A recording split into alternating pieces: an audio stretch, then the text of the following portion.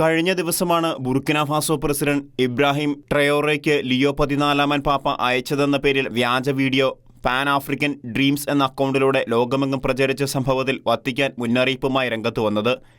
ഇതിനു പിന്നാലെയാണ് മറ്റൊരു വ്യാജ ചാനലിനെതിരെ യൂട്യൂബ് നടപടി സ്വീകരിച്ചിരിക്കുന്നത്.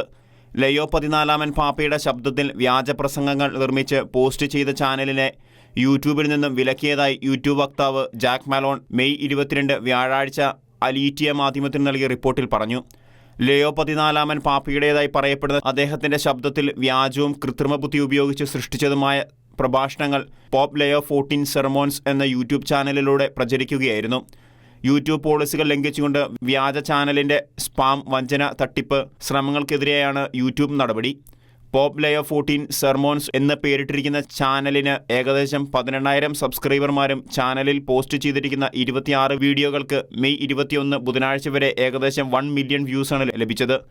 എല്ലാ വീഡിയോകളും AI ഉപയോഗിച്ച് നിർമ്മിച്ചവയാണെന്ന് വ്യക്തമാണ്. വത്തിക്കാൻ്റെ ഔദ്യോഗിക വെബ്സൈറ്റുകളിൽ പ്രസിദ്ധീകരിച്ചിരിക്കുന്ന മാർപ്പാപ്പയുടെ പ്രഭാഷണങ്ങൾക്കോ പ്രസിദ്ധീകരണങ്ങൾക്കോ ഇവയുമായി യാതൊരു സാദൃശ്യവുമില്ല.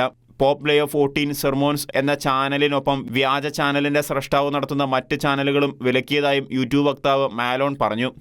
ലോകത്ത് നിർമ്മിത ബുദ്ധി ഉപയോഗിച്ചും മോർഫിംഗ് പോലെയുള്ള മറ്റ് സാങ്കേതിക വിദ്യകളുടെ സഹായത്തോടെയും ഇതുപോലുള്ള വ്യാജ വീഡിയോകളും ചിത്രങ്ങളും അർദ്ധസത്യങ്ങളും പ്രസിദ്ധീകരിക്കുന്നതിൻ്റെ കൂടി അടിസ്ഥാനത്തിൽ പാപ്പയുടെ പ്രഭാഷണങ്ങൾക്കും കൂടിക്കാഴ്ചകൾക്കും രേഖകൾക്കുമായി വിവിധ ഭാഷകളിലുള്ള വത്തിക്കാൻ്റെ വെബ്സൈറ്റും പാപ്പയുമായി ബന്ധപ്പെട്ട വാർത്തകൾക്കും പാപ്പയുടെ വീഡിയോ സന്ദേശങ്ങൾക്കും അദ്ദേഹത്തിൻ്റെ വിവിധ പ്രവർത്തനങ്ങൾ സംബന്ധിച്ച വിവരങ്ങൾക്കും മലയാളത്തിൽ ഉൾപ്പെടെ 56 ഭാഷകളിൽ പ്രസിദ്ധീകരിക്കപ്പെടുന്ന വത്തിക്കാൻ ന്യൂസ് വെബ്സൈറ്റും പരിശോധിക്കാൻ ശ്രദ്ധിക്കുക.